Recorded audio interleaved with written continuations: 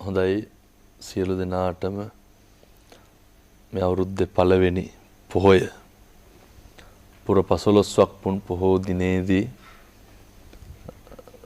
භාග්‍යවත් බුදුරජාණන් වහන්සේගේ අපේ මේ ශාසන ඉතිහාසය තුල අතිශය වැදගත් දවසක්.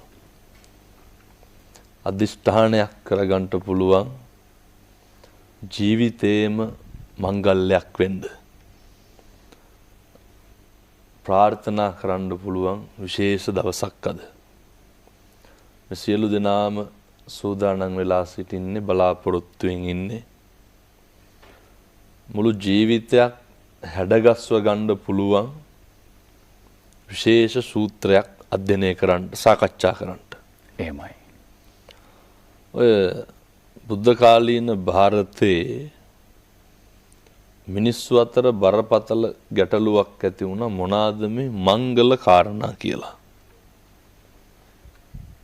සමහරු කිව්වා දකින්න දේ මංගල, දිට්ඨ මංගල, මුත මංගල, සුත මංගල, ඇහෙන දේ මංගල මේ විදිහට.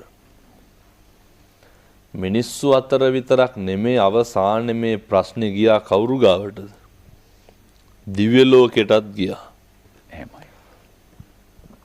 දෙයියොත් මේක තැන් තැන් වල කතා කරන්න පටන් ගත්තා. අවසානයේ දෙවියන්ගේ නායකයා ශක්‍ර දේවේන්ද්‍ර ගාවටත් ගියා. සක් දෙවිඳු කල්පනා කරලා කියනවා දෙවියෙක් යවනවා බුදුහාමුදුරුවෝ ගාවට. මේ අඤ්ඤතරා දේවතා එක්තරා දෙවියෙක් මේ ජේත වනං ඕභා සෙත්වා යේන භගවා තේන උපසංකමි උපසංකමිත්වා ජේත වනේ බබළුවාගෙන මධ්‍යම රාත්‍රියේ භාග්‍යවතුන් වහන්සේ යම් තැනකද එතෙන්ට වැළඳනේ ඒකමන්තං නිසින්නම් එකත් පසව හිඳගෙන හඳලා බුදුහාමුදුරුවන්ගෙන් අහනවා මේ බහූදේවා මනුස්සාචනේ මංගලානි අචින්තයුම් ආකංකමානා සුත්තානම් බ්‍රූහි මංගල මුත්තම. බොහෝ දෙවියන්ට මිනිස්සුන්ට ගැටලුවක් තියෙනවා බුදුහාමුදුරුවනේ මොනවාද මේ මංගල කාරණා කියලා. දෙවියා කියනවා මේක අපිට කියලා දෙන්න. එහෙමයි. ජීවිතේ මිනිස්සෙක් විදිහට ඉපදුනහම මෙන්න මේ කියන මංගල කරුණු වලට භාග්‍යවතුන් වහන්සේ දේශනා කරපු ජීවිතේ හැඩගස්ව ගන්න පුළුවන් නම් දැන් පුළුවන් ජීවිතේ හැඩගස්ව ගන්න මේ දුරුතු පොයේ ඉඳන් එහෙමයි. මේ අවුරුද්දේ අවසාන පොය දක්වා ජාතික රූපවාහිනී මේ වැඩසටහන බැලුවා නම් 2026 ජීවිතය හදා ගන්න පුළුවන්. භාග්‍යවතුන් වහන්සේ ඉස්සරළම දේශනා කරන්නේ මොකද්ද? අසේවනාච බාලාන. මේ මුළු සංසාරෙම පැවැත්ම පවතින්නේ මොකක් මතද? කල්යාණ මිත්‍රත්වයේ මත. මේ අසුර කියන එක වැරදුනොත් නම් සම්පූර්ණයෙන්ම සංසාරේ පවා මොකද වෙන්නේ? මේ වසර උපයෝගී කරගමු, වසර පාවිච්චි කරමු අසුර ගැන දැනගන්න. අලුත් අවුරුද්දේ පළවෙනි පෝය. උන්වහන්සේ එහෙම පැහැදිලි කරේම එක වෙලාවක ආනන්ද හාමුදුරුවෝ බුදුහාමුදුරුවන්ගෙන් අහනවා බුදුහාමුදුරුවනේ සම්බුද්ධ ශාසනයේ අඩක්ම පවතින්නේ කල්යාණ මිත්‍රත්වයේ මත නේද කියලා. එහෙමයි. භාග්‍යවතුන් වහන්සේ දේශනා කරනවා ආනන්ද අඩක් නෙමෙයි. බුද්ධ ශාසනය සම්පූර්ණයෙන් පවතින්නේ කල්යාණ මිත්‍රත්වය මත. එතකොට දැන් මංගල සූත්‍රයේ පටන් ගන්න අසේවනාච බාලානම් මේ අසුරු නොකල යුතු අසත්පුරුෂෝ ගැන. අවසර අපේ හාමුදුරුවනේ දහම් පාසල් දියණියක් සූදානමින් ඉන්න ඔබ වහන්සේගෙන් මේ පිළිබඳව විමසන්නට. බාලයන් ඇසුරු නොකිරීම මංගල කාරණාවක් නම් බාලයන් කියන්නේ කවුද අපේ හාමුදුරුවනේ? ඔය අසත්පුරුෂයෝ බාලයෝ ඇසුරු කරන්නට එපා කියලා බුදුහාමුදුරු දේශනා කරනවා. අපි දැන් කල්පනා කරන්න ඕන හරි වැදගත් ප්‍රශ්නයක් කවුද මේ බාලයෝ කියලා. එහෙමයි. කවුද මේ ඇසුරු නොකළ යුත්තෝ කියලා.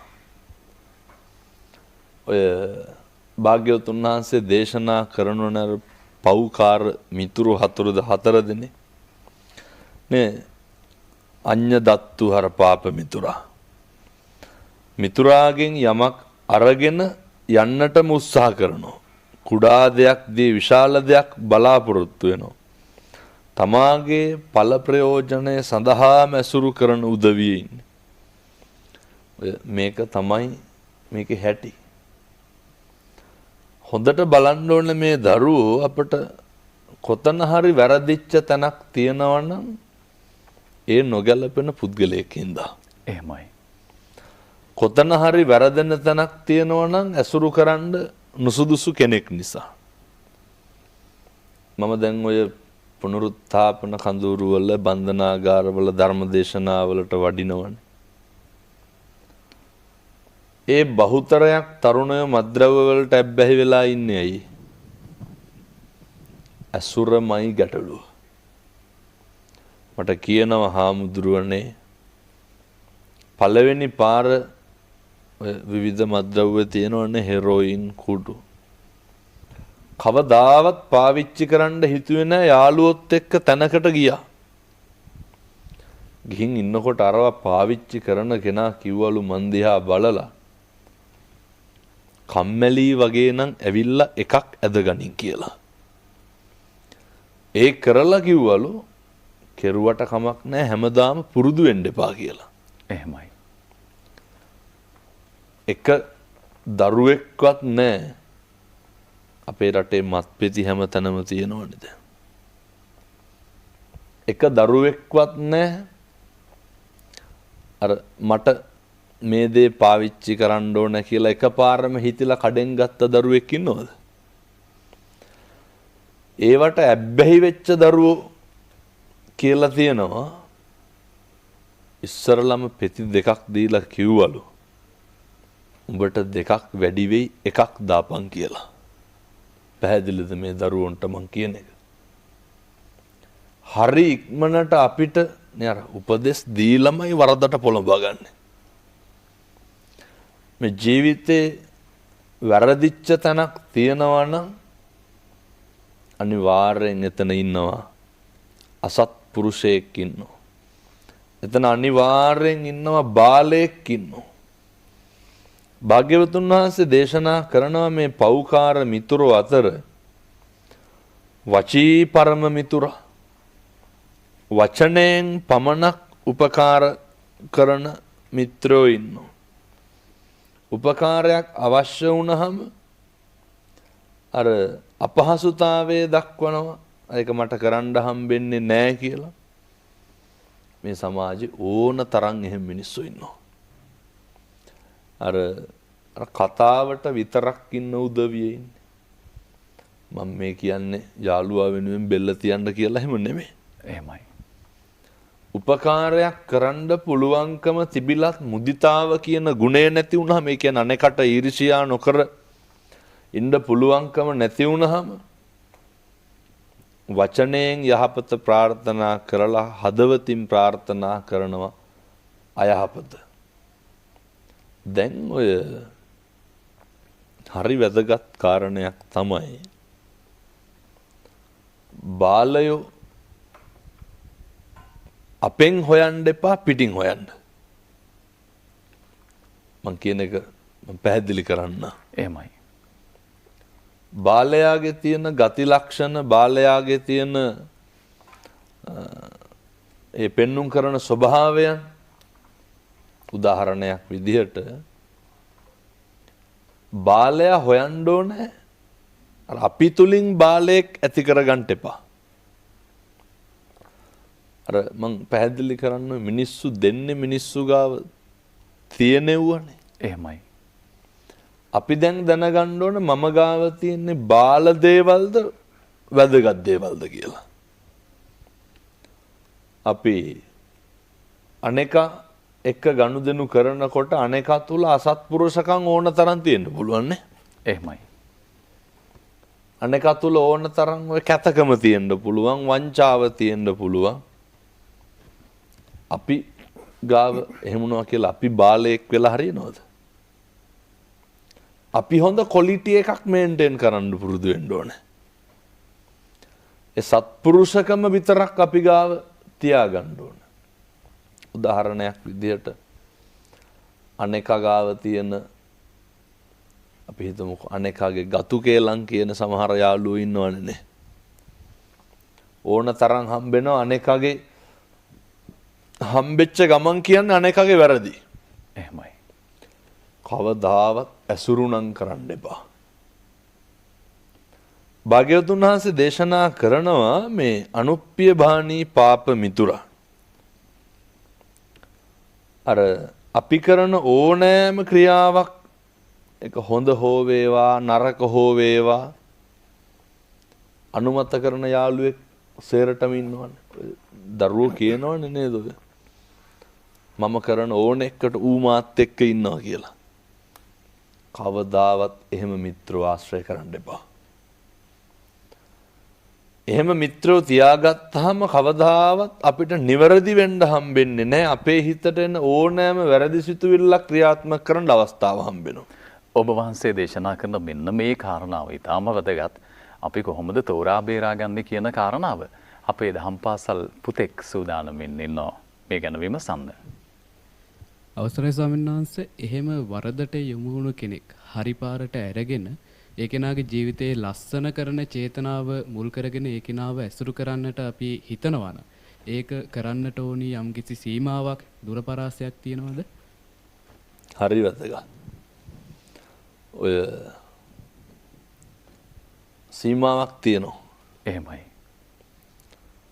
අර හොඳ කතාවක් තියෙන ඔය ප්‍රංශේ එක අවන් හලකට උදේම එනවා මේ වැරහෙලි ඇඳගත්ත මිනිස්සේ. හැමදාම ඇවිල්ලා අඩුම මිලට තියෙන රෝල්ස් එකක් තමයි ගන්නෙ. ඒක නිකන් කන්න බෑ. ඒකට දාන්න ඕන අර කපලව චීස් සනම්මනම් දාන්න ඕනේ. හැමදාම ඇවිල්ලා අර ඒ මොකුත් නැතුව අරගෙන යනවා. දවස් 3ක් විතර අරන් ගියා. කඩේ අයිතිකාරයා කල්පනා කරා සල්ලි නැති හින්දා වෙන්න මේ මෙහෙම අරගෙන යන්නේ කියලා කලින් දවසේ වේලාසනම ඒ රෝල්ස් එක අරගෙන ඒක කපලා ඒකට සෝස් දාලා චීස් දාලා හොඳට ඔතලා තිබ්බා. ආපු ගමන් අරක දුන්නා. දැන් කඩේ මුදලාලි හරි සතුටින් ඉන්නවා. ඇයි? දැන් අද මිනිස්සුන්ට ගිහිල්ලා මේක හොඳට කනවා ඇති. මේන් ටිකකින් එනවා බෝට් පෙරලාගෙන පයින් ගහගෙන. මම කෑවා මගේ ජීවිතේ විනාශ කරා කියලා අර මිනිස්සයා දුවගෙන එනවා. ඇවිල්ලා බලනකොට ඒ නගර නිර්මාණ ශිල්පියායි. එහෙමයි. එයා ඒ පෙට්‍රෝල් එක අරගෙන යන්නේ ඇයි? ඒ රෝල්ස් එකේ තියෙන තෙල් වලට පුළුවන් අර අනවශ්‍ය පිට ගියපු තින්ත පාරවල් මකන්න. මේක මැද්දට දාලා තිබ්බේ මොනවාද? චීස් දාලා තිබ්බා, සෝස් දාලා තිබ්බා. අරගෙන ගිහිල්ලා අරක ඇතුළුවා මුළු නගර නිර්මාණ සැලසුමම සවුත් වෙලා ගියා. දැන් අර කෙනා කරේ එක හොඳ හිතින්ද නරක හිතින්ද? කණ්ඩ දෙන්න කියලා හිතාගෙන නේ වැඩේ කරේ. එහෙමයි. අර පැහැදිලිද සීමාවක් තියෙන්න ඕන කියන එක. සමහර විට අපි හොඳ හිතින් කරන යමක් කෙනෙකුට ඒක අයහපතක් සිද්ධ වෙන්න පුළුවන්. ඒක තමයි පුතේ අර කියන්නේ. අර විමසීම කියන එක හරි වැදගත්. අර දේවාල තාපසයයි නාරද තාපසයයි නේ. දේවාල හැන්දෑවේ ගමනක් යනවා. යනකොට හරි වැදගත් ප්‍රශ්නයක් ඔය. එහෙමයි අපේ හාමුදුරනේ. හවස් වෙච්ච හින්දා අම්බලමක දැන් ලගින්න ලෑස්තිය. අම්බලමේ අයිතිකාරයා කියනවා ඉන්න පුළුවන් කළුවරයි එළිය නැහැ. දේවාල කල්පනා කරනවා දැන් මේ එළිය තියෙන වෙලාවේ අම්බලමේ කෙළවරටම ගිහින් නිදා ගන්නවා. තව කවුරු ආවොත් එතකොට පෑගෙන්නේ නැහැ. කළුවර වැටුණාට පස්සේ නාරද තාපසයා ආවා. නාරදත් දැන් නවතින්න සූදානම්. නාරදට කියනවා කළුවරයි ඇතුලේ කෙනෙක් ඉන්නවා කියලා. නාරද ඉන්න තැන හොයාගන්න බැරි හින්දා නාරද දොරකඩ නිදා ගන්නවා. දැන් දේවාල දන්නවද නාරද දොරකඩ නිදි කියලා? දේවාලට මහරෑ ඔය එළියට පහළියට යන්න උවමනාවක් ඇවිල්ලා යනකොට නාරදගේ බෙල්ල පෑගෙනවා. නාරද කෑ ගහනවා මරනවා කියලා. නාරද කල්පනා කරනවා දකුණු පැත්තෙන් එන ආපු හින්දානේ බෙල්ල පෑගුනේ. යනකොට වම් පැත්තේ යනවා. එතකොට කකුල් දෙකනේ තියෙන්නේ. දේවාල කල්පනා කරනවා යනකොට දකුණු පැත්තෙන් ගියා බෙල්ල පාගගෙන. එහෙමයි. දැන් දන්නවනේ බෙල්ල තියෙන තැන. එනකොටත් ඒ පැත්තෙන්ම ඇවිල්ලා තදට පාගයි. බය බෑ කියලා දේවාල පැත්ත මාරු කෙරුවා. යනකොටත් මොකද වුනේ? අයත් බෙල්ල පෑගුණා. කවුද වැරදි? දේවාලට හරි නාරදට හරි තිබ්බේ නැද්ද? දැන් බෙල්ල තියෙන්නේ කොයි පැත්තේද කියලා අහන්න. එහෙමයි. පුරුදු වෙන්න. ඔය විමසීම කියන එක හරි වැදගත්. ප්‍රශ්න කිරීම කියන එක හරි වැදගත්. අනෙක්ගේ සිතැඟි අඳුනන්නේ නැතුව කවදාවත් කිසිම දෙයකට ප්‍රතිචාර දක්වන්න යන්න එපා. එහෙමයි.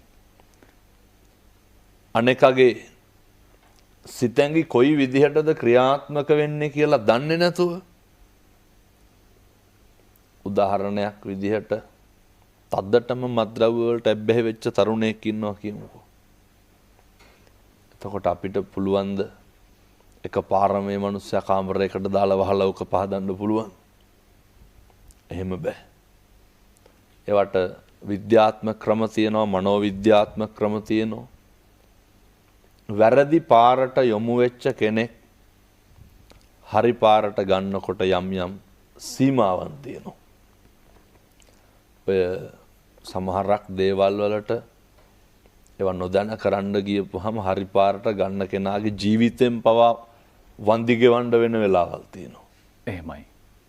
ඒ නිසා ඔය කෙනෙක් හික්මවන එක සිදු කළ යුත්තේ අපේ ආරක්ෂාවත් බලාගෙන. හරි වැදගත් ප්‍රශ්නයක්. එහෙමයි අපේ හාමුදුරනේ. තවත් දහම් පාසල් දියණියක් විමසන්නට සූදානමින් සිටිනවා. අවසරයි අපේ හාමුදුරුවනේ, අපි බාලයන් අසුරු කරන්න හොඳ නැත්නම් ඒක වැරද්දක් නම් අපි අසුරු කළ යුත්තේ කාවද? භාග්‍යවතුන් වහන්සේ ඉස්සරළම දේශනා කරේ අසේවනාච බාලාන. සත්පුරුෂෝ පමණක් අසුරු කරන්නට කියලානේ. අසුරාශ්‍රය කල්යාණ මිත්‍රත්වය කොච්චර වැදගත්ද කියනවා නම් මේක නිවන් දකින්නත් හරි වැදගත්. එහෙමයි. බෝධිසත්වයන්ට අන්තිමේට සසර කලකිරුනේ මොනවා දැකලාද? සතර පෙර නිමිති දැකලානේ. බෝධිසත්වෝ දැනගෙන හිටියේ නෑනේ මම මේ කියන්නේ සත්පුරුෂෝ අසුරු කරන එකේ තියෙන වටිනාකම. කලින් දැකලා තිබ්බේ නෑ සිද්ධාර්ථ බෝධිසත්වෝ ලෙඩෙක් මහල්ලෙක් මලමිනියක් දැකලා තිබ්බේ නෑ. සුද්ධෝදන රජුරෝ මුළු නුවරම ඒවා දකින්න ඉඩ පහඩ හදලා තිබෙන්නේ. අහන්නේ පුතේ චන්නගෙන්, චන්න කියන්නේ බෝධිසත්වයන්ගේ රියදුරා. අහනවා චන්නගෙන් අර වයසක කෙනා පෙන්නලා මේ කවුද? එතකොට අර ඇත්ත යථාර්ථය පෙන්වන්නේ කවුද? චන්න කියනවා මේ තමයි අපිට සිද්ධ වෙන්න තියෙන දේ. මේ තමයි අපිට මූණ දෙන්න තියෙන දේ. අපේ යාළුවෙක් එහෙම හිටියනම් මොකද කියන්නේ? ඔය වයසක මිනිස්සෙක් ගණන් ගන්න එපා කියලා යනවනේ. අපිට පුතේ චන්නලා ඉන්න ඕනේ. එහෙමයි. ඒ චන්න පෙන්නුවේ ජීවිතයේ යථාර්ථය. ඊට පස්සේ මලමිනිය දැක්කහම හාමුදුරුවෝ දැක්කහම කියනවා මේ තමයි අර අපි කලින් දැකපු ජරාවට ව්‍යාධියට පත් වෙන දුක් විඳින ජීවිතයට තියෙන විසඳුම. චන්න තමයි කියන්නේ අර පැවිදිරුව පෙන්නලා මේ තමයි අපිට තියෙන සැනසීම කියලා. එහෙමයි. චන්නලා ඉන්න ඕන බෝධිසත්වයන්ගේ මේ බෞද්ධ සාහිත්‍ය ජාතක පොත ගත්තාම භාග්‍යවතුන් වහන්සේ පැහැදිලි කරනවන්නේ ඒ ආත්මේ මම අහවලා වෙමි එහෙමනේ. එතකොට සරියුත් මුගලන් දෙනම මේ නමින් හිටිය යශෝදරා මෙහෙමයි කියලා. මේ කල්යාණ මිත්‍රෝ ටික මුළු සංසාරෙම එකට වගේ නෙමෙයි දිනලා තියෙන්නේ. කල්යාණ මිත්‍රෝ මුළු සංසාරෙම එකට ඉන්නේ. එහෙමයි. භාග්‍යවතුන් වහන්සේ පැහැදිලි කරනවා මේ ඇසුරු කරන්න ඕන මිත්‍රයෝ සත්පුරුෂයෝ 4 දෙනා ඇතුලේ උපකාරක මිතුරා. මේ උපකාරක මිතුරා තමන්ගේ යාළුවාගේ ධනය පවා ආරක්ෂා කරනවා. එහෙමයි. බොහෝ බිරින්දෑවරු අපේ අම්මලා කියනවා හාමුදුරුවනේ නේ අර අපේ මිනිස්යාගේ සියල්ල විනාශ කරේ යාළුවෝ කියලා කියනෝනේ. එතකොට උපකාරක මිතුරා තමන්ගේ මිත්‍රයා මත් වෙලා හිටියත් ආරක්ෂා කරනවා. දැන් ගොඩක් විදේශගත රැකියා කරන අපේ පින්නතුන් ආපු ගමම් ඒ ගමේ කට්ටියත් එක්ක සාදයක් පවත්වනවනේ. සමහර අම්මලා කියනවා හාමුදුරුවනේ සතියයි ගෙදර හිටියේ. එක දවසක්වත් රැට කණ්ඩ හිටියේ නැහැ කියලා. ඒ මිත්‍රයොත් එක්ක ඉන්න ගියපුවාම මේ බොහෝ දේවල් විනාශ වෙනවා. නමුත් මේ උපකාරක මිතුරා කවදාවත් එහෙම කරන්නේ නැහැ. බියටපත් වෙච්ච මිත්‍රයා ආරක්ෂා කරනවා. අවශ්‍ය වූ විට පමණටත් වඩා ධනය දෙනවා, රැක බලා ගන්නවා. අපිට මිත්‍රයෙක් ඉන්න ඕන අර තමන්ගේ තියෙන රහස් නොසඟවා පවසන මිත්‍රයෝ. දැන් ඔය කවුරු හරි දෙන්නෙක් යනකොට දෙන්නෙක් තව දෙන්නෙක් ගාවට යනකොට අපි හිතමුකෝ එකපාරම කතා කර කර ඉඳලා කතාව නැවැත්තුවා කියලා. එහෙමයි. දැන් මේ දරුවෝ හිතන්න ඕනනේ පන්ති කාමරයට යනකොට යාළුවෝ දෙන්නෙක් කතා කර කර ඉඳලා අපි එනකොට කතාව නවත්තනවා. එතකොට අපිට මොකද්ද හිතෙන්නේ? අරනේ අර මට වඩා හොඳ යාළුවෙක් ඉන්නවා එක්ක මම ගැන කතා කර කර හිටියා. එහෙම කවදාවත් අනෙකට සැකසාංකාවක් අනෙකට අහිතක් ඇති වෙන විදිහට අපේ මිත්‍රයෝ කවදාවත් එහෙම කටයුතු කරන්නේ නැහැ. භාග්‍යවතුන් වහන්සේ දේශනා කරන මේ අත්තක්කායි මිතුරා තම මිතුරා පාපයෙන් වළක්වලා යහපතේ යොදවනවා. කවදාවත් මේ දරුවන්ට කතා කරලා තියනවද යාළුවෙක් අද පොය යම් බෝමලු අමදලා ඉන්න කියලා. අද පොය යන්නේ චෛත්‍ය මලු ඇමදලා එන්න කියලා. අද මේ දවස් හොඳයි කවුරු හරි ගමේ ඉන්න ඔය වයසක අම්මලා තාත්තලා ඕන තරම් ඉන්නව හරි වයෝ වෘද්ධව ඉන්න. එහෙම කවදාවත් කතා කරලා නැතුව ඇති. අද උපන්දිනේ කවුරු හරි ඔය ගමේ ඉන්න වයසක අම්මා කෙනෙකුට තාත්තා කෙනෙකුට සිද්ධාලේප කුප්පියක් ගිහින් දෙන්න. කවුරු හරි ඔය අහිංසක මල්ලි කෙනෙකුට නංගි කෙනෙකුට කොපි පොතක් අරගෙන දෙන්න. මේ පුරුදු වෙන්න. මේ තමයි අපේ ආධ්‍යාත්මයක් මේ ලෝක වශයෙන්ුත් අපිව සුරක්ෂිත කරන්න උත්සාහ කරන මිත්‍රයෝ, කල්යාණ මිත්‍රයෝ. එහෙමයි අපේ හාමුදුරුවනේ. තවත් දියණියක් පුතෙක් කීප දෙනෙක්ම සූදානමින් ඉන්නවා මේ කාරණාවට සම්බන්ධවම විමසුම් කරන්නට. අවසරයි හාමුදුරුවනේ. අපි මේ ඔබ වහන්සේ පැවසු ආකාරයට පඬිතියන් අඳුරගන්න යම්කිසි ක්‍රමවේදයක් තියෙනවද? ඔය අපි දැන් බාලයන්ගේ තියෙන ගති ලක්ෂණ කිව්වනේ. එහෙමයි. එතකොට අර පඬිතයෝ ගාව තියෙන අර ක්වොලිටි එක ඒ සත්පුරුෂකම් උදාහරණයක් විදිහට දැන් ওই පඬිතයෝ ආශ්‍රය කරනවා කියලා කියන්නෙම දැන් භාග්‍යවතුන් වහන්සේ දේශනා කරනවනේ හැන්ද ඕන තරම් තියෙනව නේද අර මාළු පිනිවල අර ජීවා සූප රසංයතා දබ්බී සූප රසංයතා කොච්චර මාළු පිනිවල හැන්ද තිබ්බත් හැන්දට ඕක දැනෙන්නේ නැහනේ ලුණු ඇඹුල් තේරෙන්නේ නැහැ හැබැයි දිවට තේරෙනවනේ හැන්ද කොච්චර තිබ්බත් හැන්ද ඕක දන්නේ නැහනේ මේ පඬිතයෝ තුල තියෙනවා අර ක්වොලිටි එකක් තියෙන මිනිස්සු ඇසුරු කරන්න කියනවනේ මේ මිනිස්සුන්ගේ ආකල්ප හරි වෙනස් කියලා. පඬිතයෝ ඇසුරු කරපුවාම අපිත් නිකම්ම පඬිතයෝ වෙනවා. පඬිතයෝ ඇසුරු කරපුවාම අපිත් සත්පුරුෂෝ වෙනවා. පඬිතයන්ගේ තියෙන අපූර්ව ගති ලක්ෂණයක් තමයි කවදාවත් මම කියන්නේ නියම පඬිතයෝ එහෙමයි. මතක තියාගන්න මේ පඬිතුෝ කවදාවත් අනේක හෙලා දකින්නේ නැහැ. ඒ පඬිතුෝ හරි සීල සම්පන්නයි. ඒ පඬිතුෝ කවදාවත් අනේකට අවඩක් කරන්න දෙන්නේ නැහැ. ඒ පඬිතුෝ කවදාවත් අවඥාවෙන් කිසි කෙනෙක් දිහා බලන්නේ නැහැ. ඒ පඬිතුෝ කවදාවත් කිසි කෙනෙක් ලැජ්ජාවට පත් කරන්නේ නැහැ. ඒ පඬිතුෝ කවදාවත් තමන්ගේ ලබ්ධිය තහවුරු කිරීම පිණිස අනෙක පහත් කරන්නේ නැහැ. අනෙකගේ ආත්ම ගෞරවය රකින්න අනෙකගේ පෞරුෂය වෙනුවෙන් කටයුතු කරන. මේවා ඉතින් හරි අමාරුයි සේරටම කරන්න. එහෙමයි. නමුත් ඒ පඬිතුෝ හරි සීල සම්පන්නයි.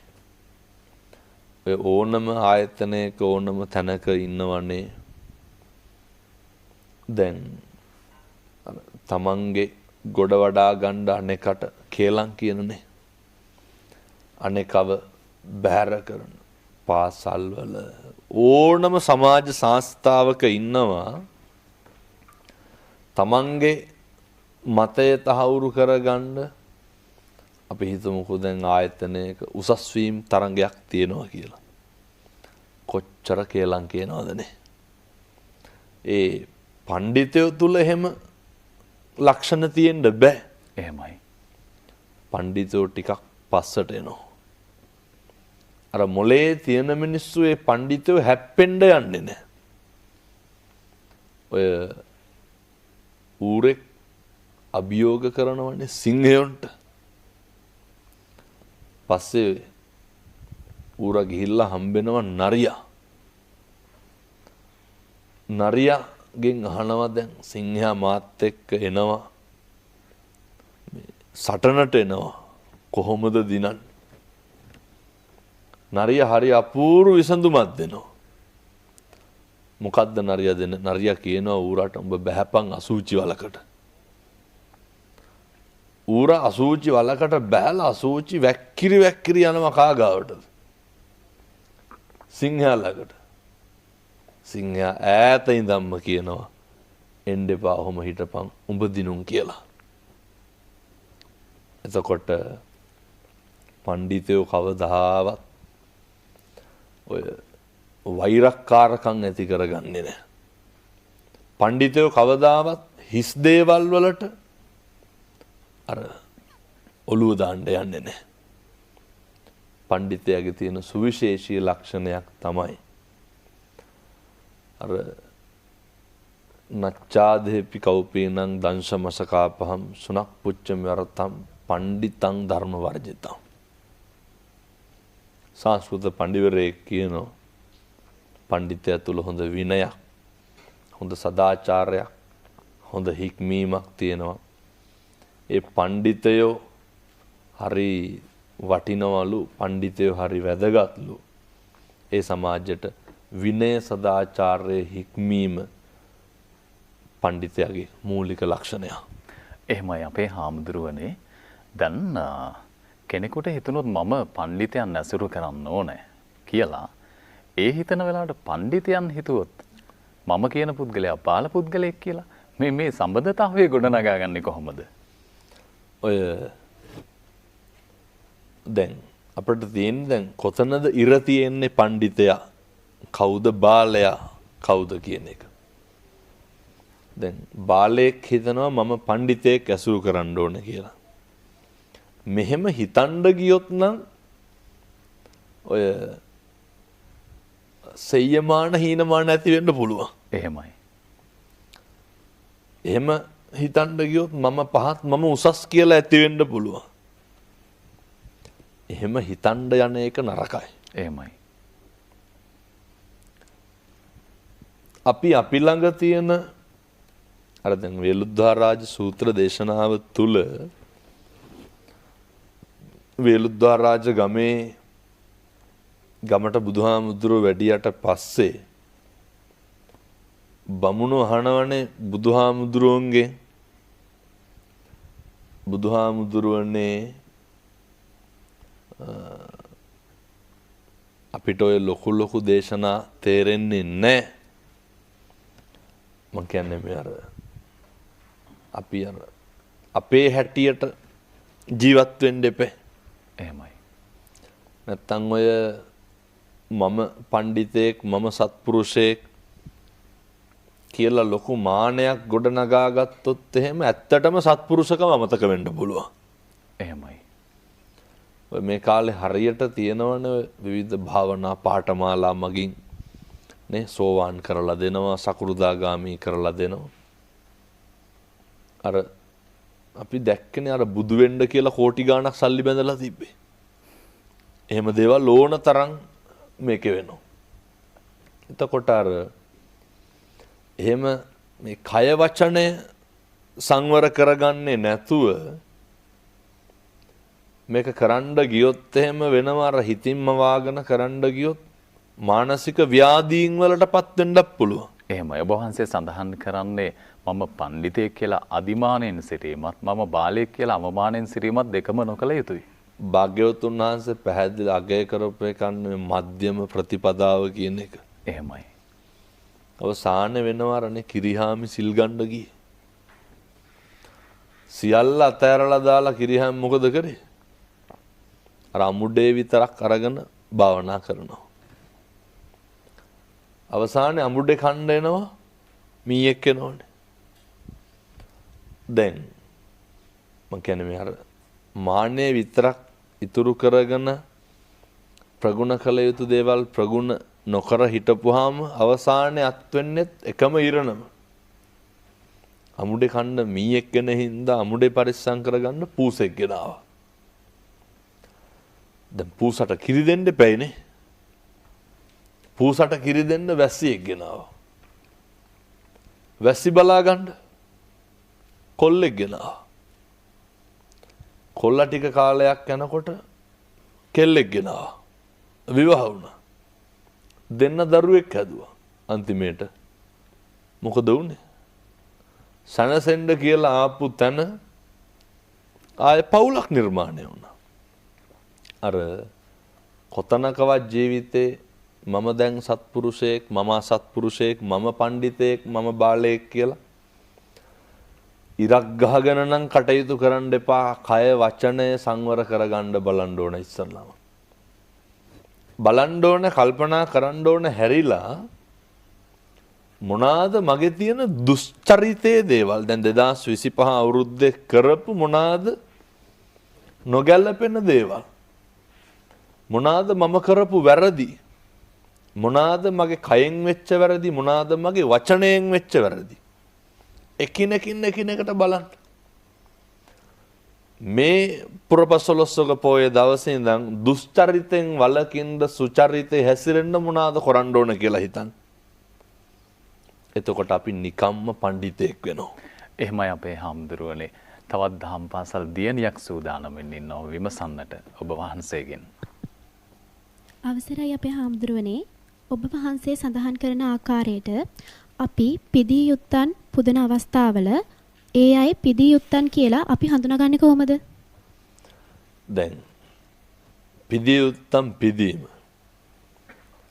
අපේ අම්මා තාත්තා පිදීමේදී අපිට විවාදයක් තියෙනවද? නැහැ. නිවැරදි ධර්මානුශාසනා කරන මහාන බමුණ හොඳට මතක තියාගන්න ඕන නිවැරදි හරි සත්‍ය පෙන්නලා දෙන්න මහාන බමුණ. දැන් අර අභිවාදන සීලිස්ස නිච්ඡං වද්ධා පචායිනෝනේ චත්තාරෝ ධම්මා වඩ්ඩಂತಿ ආයුවන්නෝ සුඛං බලං. එහෙමයි. බුදුහාමුදුරෝ දේශනා කරනවා මේ මහාන බමුණන්ට දම්පැන් පූජා කිරීම හාමුදුරුවන්ට දීගායු කුමාරයාට ආයුෂ දවස් 7කින් කුමාරයා ඉපදෙච්ච ගමන් යකෙක් බිලිගන්නවා කිව්වට පස්සේ ජ්‍යොතිෂවේදීන් කියනවා දවස් 7න් දරුවා නැති වෙනවා.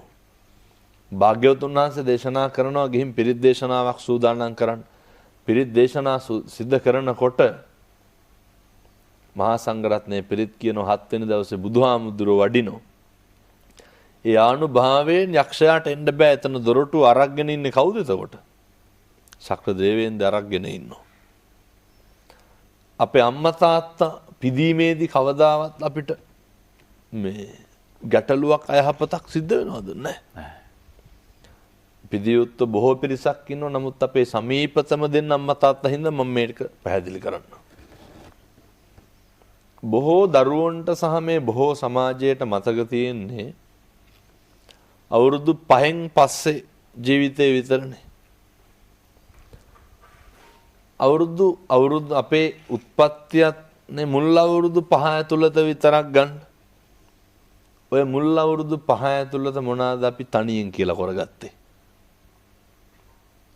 අපේ නේ දෝතට වඩාගෙන ඉන්න කාලය බලපුවාම මම දැකලා තියෙනවා සමහර අම්මලා තාත්තලා පුංචි කාලේ අර අපිට අර හොටුවත් සූර ගන්න බැරි කාලයක් තියෙනවනේ. එහෙමයි. කොහොමද අපේ අම්මයි තාත්තයි අර නහයේ තියෙන හොටු ටික සූරන්නේ කොහොමද? කට තියලා අදිනවනේ නේ. කාටද මතක? අපි අභියෝග කරන්න හදන්නේ, තර්ක කරන්න හදන්නේ අර මතක තියෙන කාල සීමාවට විතරයි. මොකද අපිට පොඩි කාලේ හෙම්බිරිස්සාව හැදිලා නැහැ කියලාද?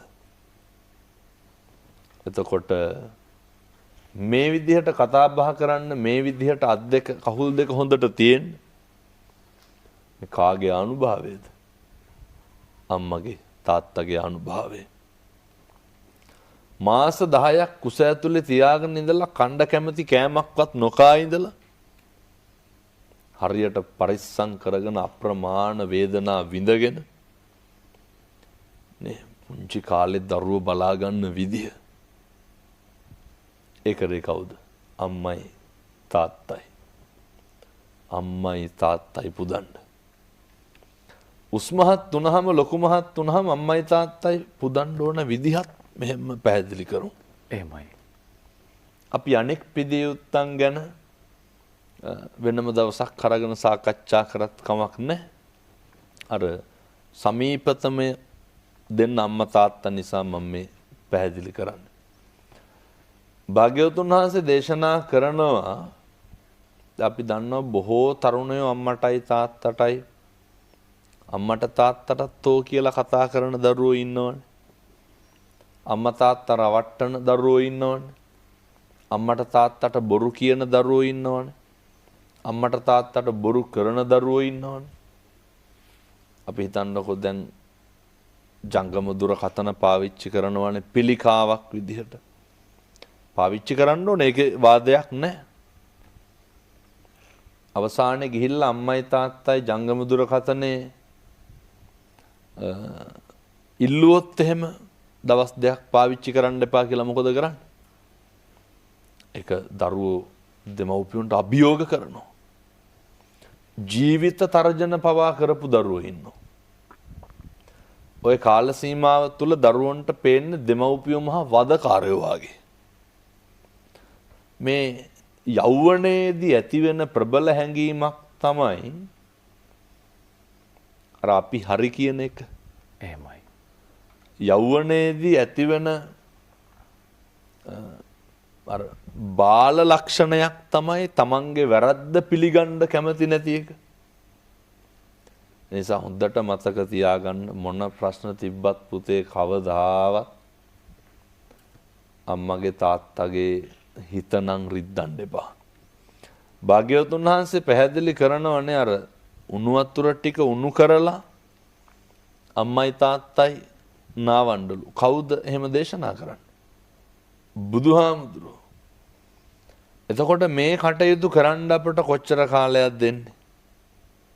දැන් උණු වතුර ටිකක් උණු කරලා මේ අම්මයි තාත්තයි නාවන්න බොහොම කෙටි කාලයක් ඉන්නේ. මේ දරුවෝ සේරම ලොකු මහත් වෙනවනේ ආවහ විවාහ වෙනවා. අම්මයි තාත්තයි එක්ක ඉන්න ජීවිතේ තියෙන බොහොම පුංචි කාලයයි.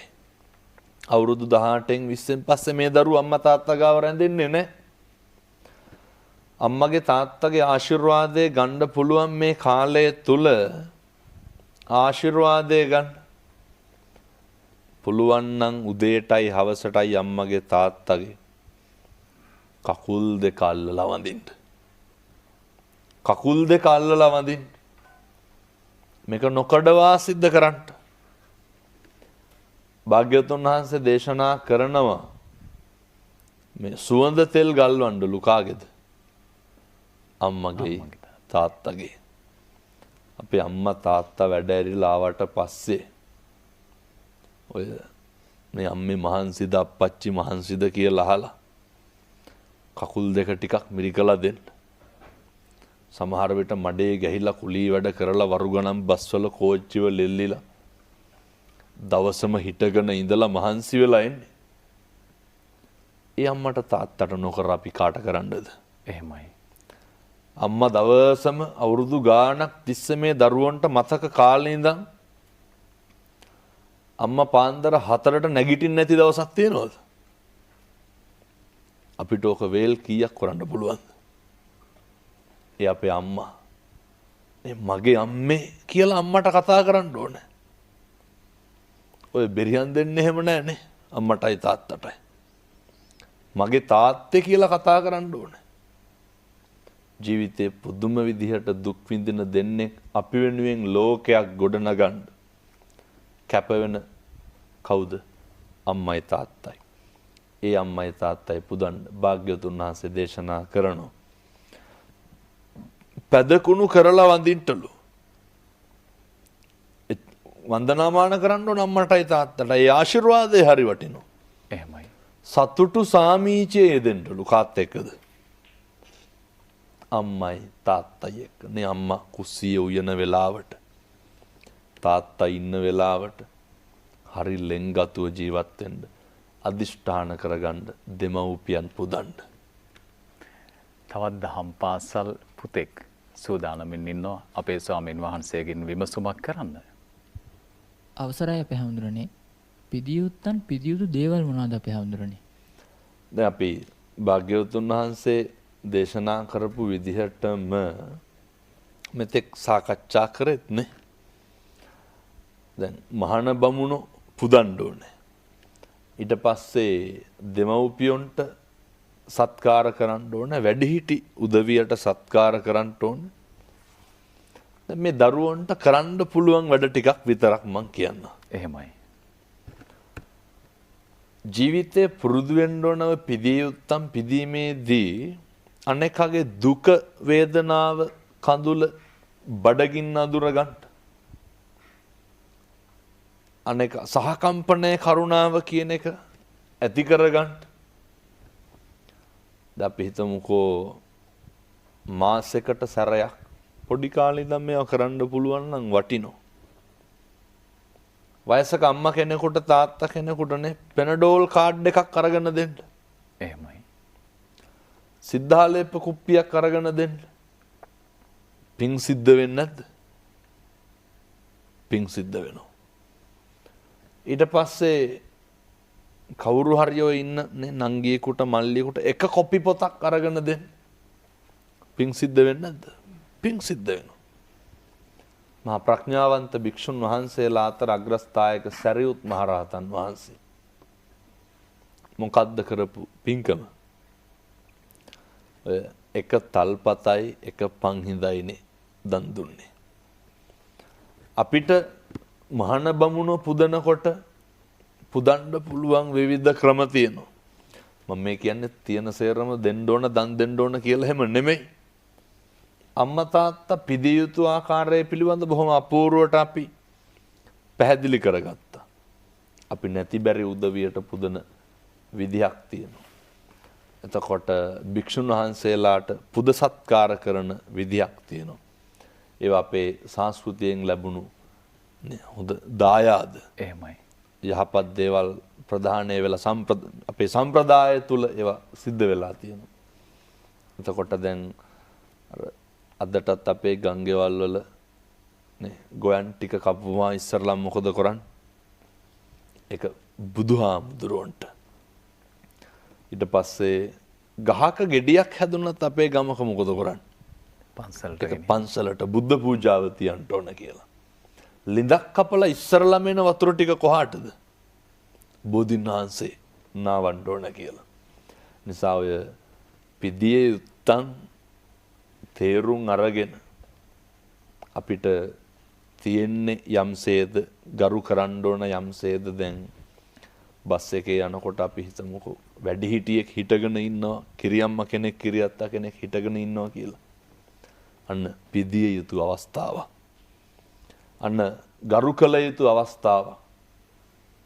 අනෙක විපතක නම් ඉන්නේ, අනෙක කරදරයක නම් ඉන්නේ. තමන්ට පිහිට වෙන්න හැකියාවක් තියෙනවා නම් ඒ පිදීම සිද්ධ කරන්න ඒක උතුම් වූ මංගල කාරණයක්. අපේ හාමුදුරනේ ඔබ වහන්සේ සඳහන් කරන ආකාරයට අපේ ජීවිතයේ හැම තැනකටම මේ සම්බන්ධයි. අපි තාම අද කතා කළේ මහා මංගල සූත්‍රයේ මංගල කාරණා තුනක් ගැන විතරයි. ඔය මහා මංගල සූත්‍රය ගත්තාම මේ වගේම පටන් අරගෙන නේ ඉස්සරහට යනකොට අපිට හම්බෙනවා අර ගාරවෝච නිවාතෝච. එතකොට නේ විනයෝච සුසික්ඛිතෝ. මේ විවිධ කරුණු විනයත් එක්ක හොඳ අධ්‍යාපනයක් තියෙන්න ඕනේ. අනෙකට ගරු කරන්න පුරුදු වෙන්න ඕනේ. හාමුදුරුවෝ දකින්න ඕනේ, බණ අහන්න ඕනේ, ධර්ම සාකච්ඡා කරන්න ඕනේ. එතකොට හොඳ නේ ශෝක නැති වෙන්න ඕනේ. පුට්ටස්ස ලෝක ධම්මේහි චිත්තං යස්සන කම්පති අටලෝ දහමේ කම්පා නොවි ජීවත් වෙන්න ඕනේ. මුළු ජීවිතයම සකස් කරගන්න පුළුවන් කමටහනක් තමයි මහා මංගල සූත්‍රය කියලා කියන්නේ. අවසාන යනවා. ඒතා දිසානි කත්වානනේ සබ්බත්තම පරාජිතා සබ්බත්ත සොත්තිං ගච්ඡanti තං තේ සම්මංගලමුත්තම. මේ පරාජය කරලා අවසානයේ නිවන් දකින්න දක්වාම යන ගමනේ හරි අපූර්ව පිළිවෙලක් පඩිපෙලක් තමයි මංගල සූත්‍රය කියලා කියන. අර පතිරූප දේශ වාසෝචනේ පුබ්බේච කත පුඤ්ඤත සුදුසු ප්‍රදේශවල ඉන්න එක පෙර පිං තියෙන්න ඕනේ. ගන්නන්නේ අර මාතා පිතු ප ဋ ාණං පුත්තදාරස්ස සංඝෝ. මේ මංගල සූත්‍රයට ආගමක් නැහැනේ. එහෙමයි. මංගල සූත්‍රය පොදු වෙන්නේ නැත්තේ කාටද? හැම කෙනෙකුටම පොදුයි. හැම ජාතියකටම පොදුයි.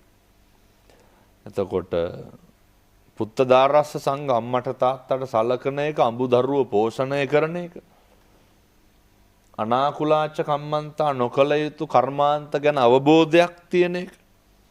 අපිට සමහර විට ඉදිරි පොහොයවල් වලට එක මංගල කරුණ ගන්න සාකච්ඡා කරන්න වෙයි. මුළු ජීවිතයක්ම විවරණය වෙනවා මහා මංගල සූත්‍රය තුලින්. එහෙමයි අපේ හාමුදුරුවනේ. ඔබ වහන්සේට බොහෝම පින්. අපි බොහෝ වෙලාවට මහා මංගල සූත්‍රය මේ ශ්‍රවණය කරනවා සහ සජ්ජායනා කරනවා. නමුත් මේ තරමටම ගැඹුරින් සහ අපිට සමීපව මේ කාරණා හරිහැටි වටහාගෙන මහා මංගල ඔය සූත්‍රය හරි වැදගත්. දැන් ඔබතුමා කිව්වේ අපි ඕන තරම් අහනවා ඕන තරම් කියනවා කියලා. එහෙමයි. මංගල සූත්‍රයේ මන්ත්‍රයක් නෙමෙයි, ජීවිතයට ඈඳාගත යුතු ප්‍රායෝගික කරුණු ටිකක් සඳහන් අපූර්ව දර්ශනයක්. එහෙමයි අපේ හාමුදුරුවනේ. ඒ නිසාම මේ දුරුතු පුර පසළොස්වක පොහොයේ පටන් මේ වර්ෂයේ පුරා පොහොය 12 දිම අපේ ගෞරවනීය ස්වාමීන් වහන්සේ සමග මේ මංගල කාරණා සියල්ල අපි කොහොමද ප්‍රායෝගික ජීවිතයට සම්බන්ධ කරගන්නේ කියන කාරණා ඔබ වහන්සේගෙන් තේරුම් බේරුම් කරගන්නට දැනුවත් වන්නට සූදානමින් ඉන්නවා. ගෞරව නමස්කාර පූර්වක ස්තුතිය පිරිනමනවා.